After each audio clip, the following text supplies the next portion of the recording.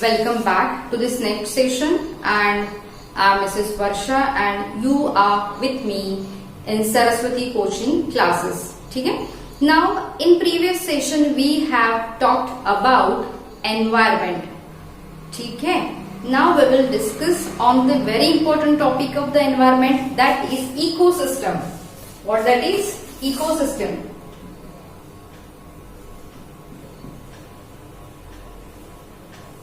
What is mean by ecosystem?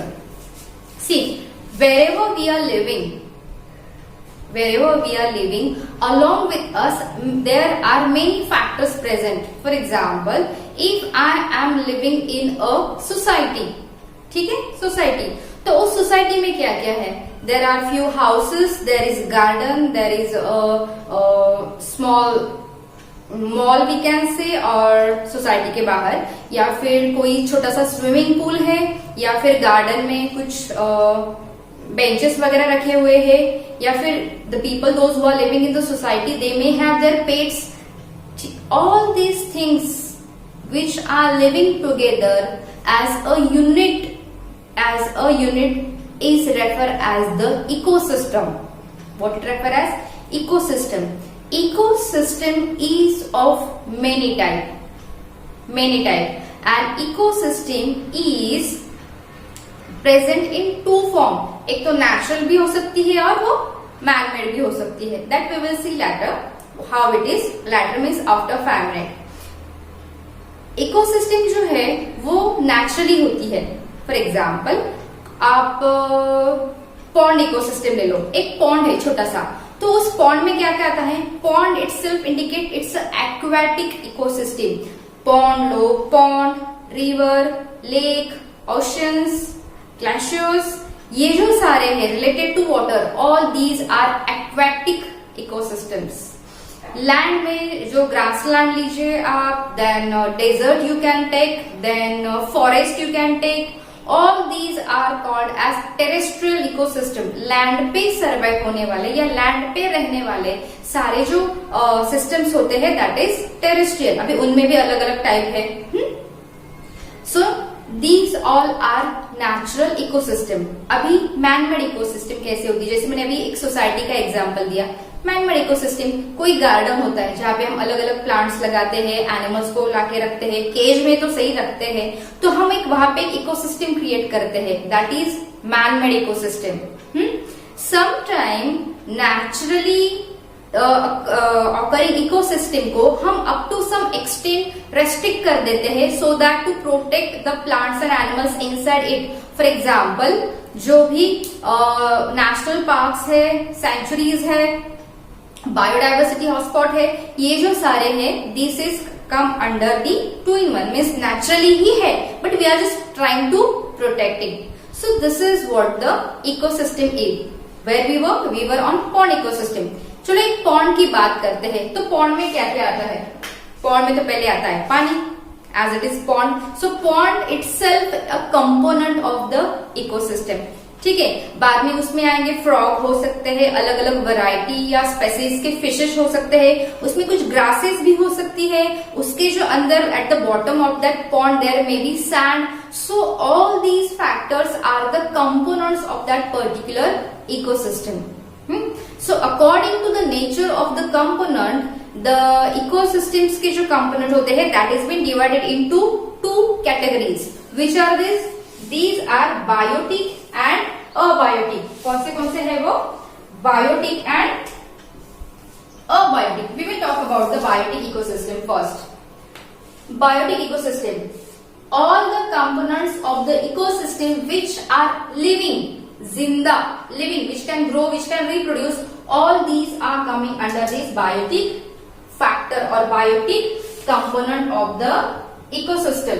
ठीक है. सो इसमें प्लांट्स आ गए, एनिमल्स आ गए, हम भी आ गए, माइक्रो ऑर्गेनिजम्स आ गए. All these are present under the biotic component. Now these are further divided into 3 subgroups: producers, consumers, and decomposers. Producers. Which group of the living world is called as producers? The plants and some blue green algae. they can produce their own food, means all autotrophs are referred as the producers. The organism which is self-dependent for their survival, for the production of food or to getting the food are only called as producer. और ऐसा एक ही group है जो है plant kingdom, plantae या plant जो है, and some blue green algae. So इसमें क्या क्या होता है, some BGA, blue green algae and plants. पूरा किंगडम प्लांटी इसमें आता है. ठीक है, अभी प्रोड्यूस हो गए तो उनको कंज्यूम भी करना चाहिए ना. So after that there is consumer. Consumer means what, which are not able to produce their own food. In short, वो अपने खाने के लिए, अपने फूड के लिए दूसरों पे डिपेंड रहते हैं. That are called as consumers. अभी ये जो कंज्यूमर्स है वो भी अलग अलग टाइप के हैं, क्योंकि सारे के सारे लिविंग वर्ड सेम टाइप का खाना थोड़ी ना खाते हैं. नो, कि जो स्नेक खाता है क्या वही हम खाते हैं? No, we are not. Every living organism has its own digestive system, their own ecosystem. That's why their habit to get the food, to take the food and the specific food is different. So first is herbivores. Herbivores means what? The group of animals which are depend upon plant and plant products only to get their food is called herbivores groups of animal. मतलब जो सिर्फ plant खाते हैं या plant की जो चीजें होती है, जैसे फूल खाना, पत्ते खाना, फ्रूट्स खाना, रूट खाना, वो सारे होते हैं herbivores. Means the consumer which are directly feeding on producer are called as herbivores. उनको हम प्राइमरी कंज्यूमर्स भी बोलते हैं. क्या बोलते हैं? Primary consumers. क्यों? क्योंकि वो डायरेक्टली प्रोड्यूसर पे डिपेंड होती है या डायरेक्टली प्रोड्यूसर पे फीड करते हैं. नेक्स्ट आता है आपका carnivores. Carnivore means what? The group of organism which feed on the plants as well as animals both. जैसे कि हम मेथी की सब्जी भी खाते हैं और फ्लेश भी खाते हैं, मीट भी खाते हैं, राइट? या फिर एनिमल प्रोडक्ट भी खाते हैं, जैसे कि आपका honey, milk, cheese, butter, everything. So these are referred as the carnivores. These carnivores are again categorized into two, which first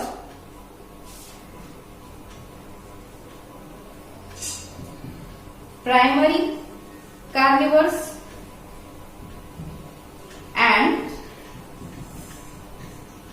top, या फिर इसको बेस कार्निवर्स और टॉप कार्निवर्स भी बोलते हैं.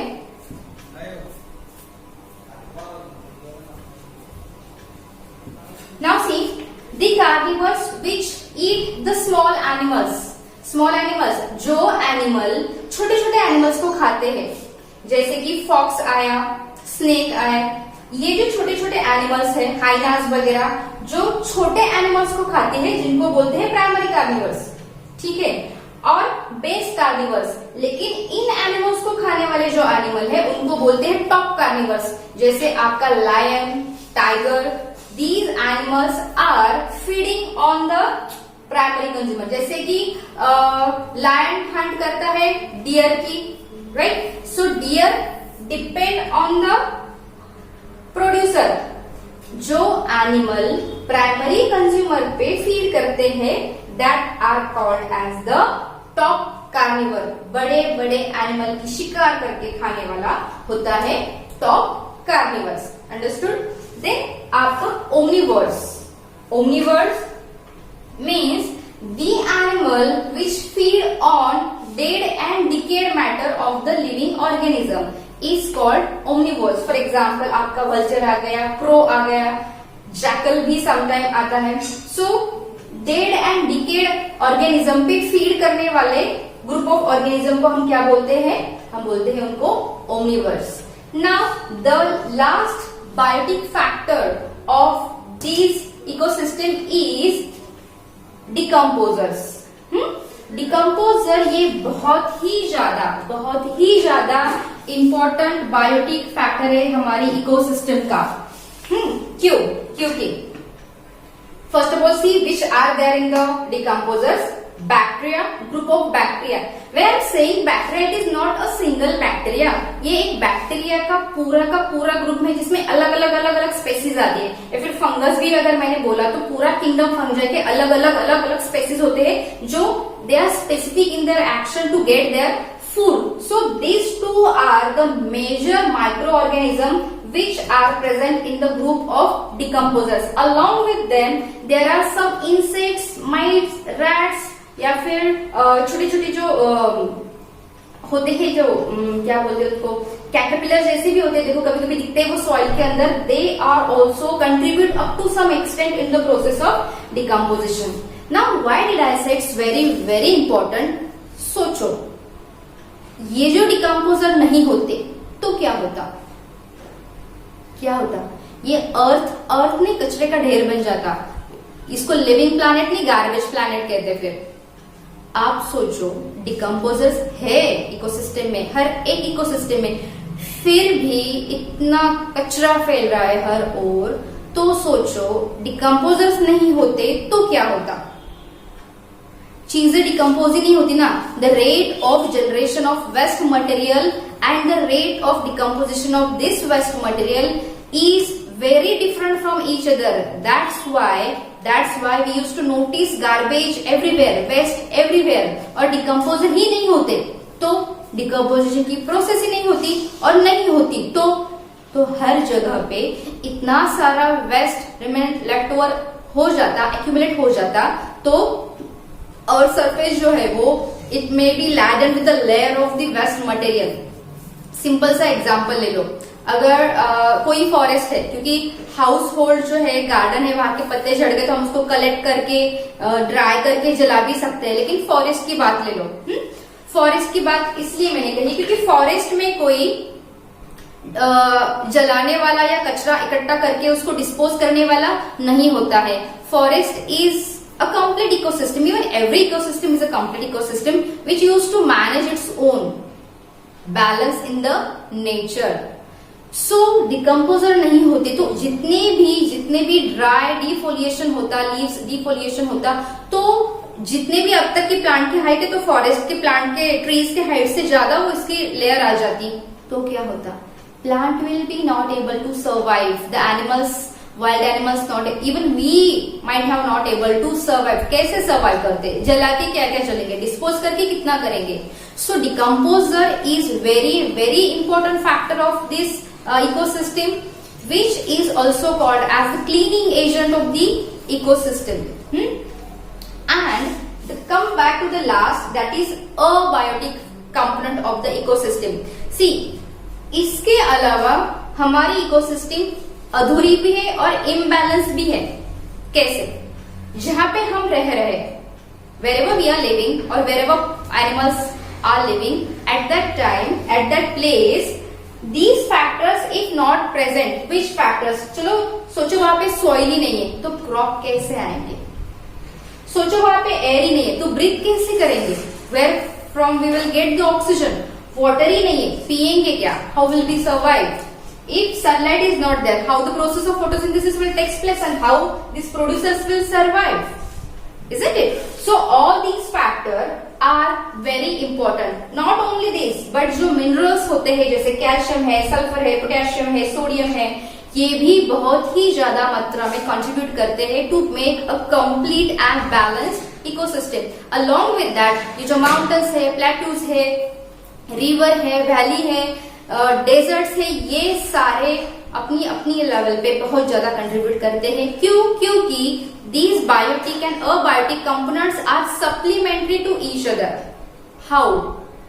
देखो, when a plant is being produced, that is being consumed by the herbivores, और इनमें से कोई भी कंज्यूमर ले लो, फिर वो डिकम्पोज हो जाएगा बाय डिकम्पोजर्स. तो डिकम्पोज होने के बाद क्या, वो जो न्यूट्रिएंट्स है उसमें उनकी बॉडी में, चाहे वो प्लांट हो, एनिमल हो, जो भी हो, हम हो, आप हो, वो जो न्यूट्रिएंट्स रिलीज होते हैं वो कहाँ जाएंगे. That will go into the soil. Then it will be there in the soil and again it will be in the form of new minerals along with the water ready to absorb for the new plant. So this is a cyclic process. and this cycle is maintained very efficiently in the ecosystem by both of these biotic and abiotic factor. ये जो सिर्फ बड़ी बड़ी चीजें मतलब plants हमें दिखते हैं, एनिमल्स हमें दिखते हैं, भले माइक्रोब्स ना दिखते हो, but we know they are present. But ऐसी छोटी छोटी इकोसिस्टम्स भी होती है वाटर में, जिसमें आते हैं आपके फाइटोप्लैंक्टन्स और जूप्लैंक्टन्स. ये फाइटोप्लैंक्टन्स क्या होता है? I will write here.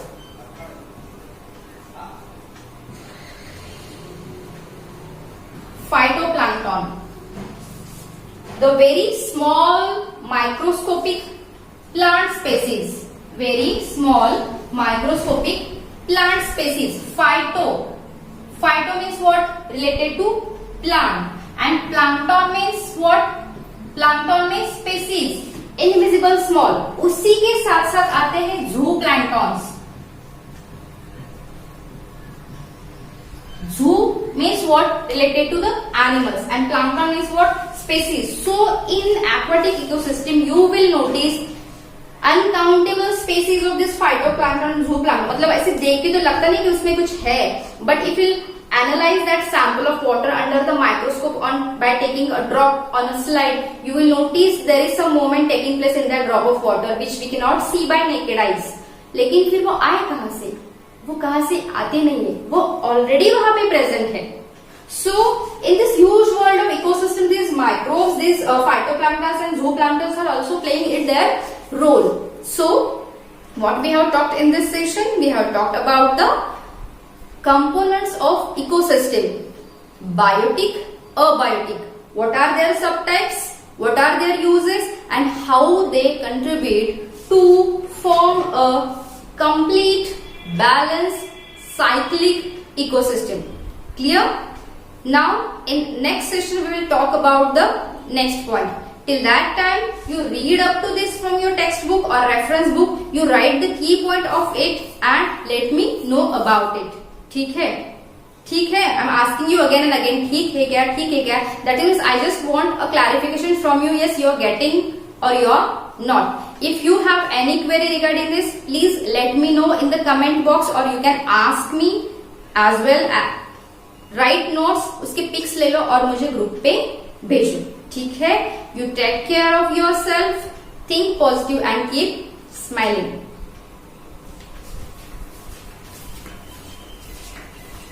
17 minute.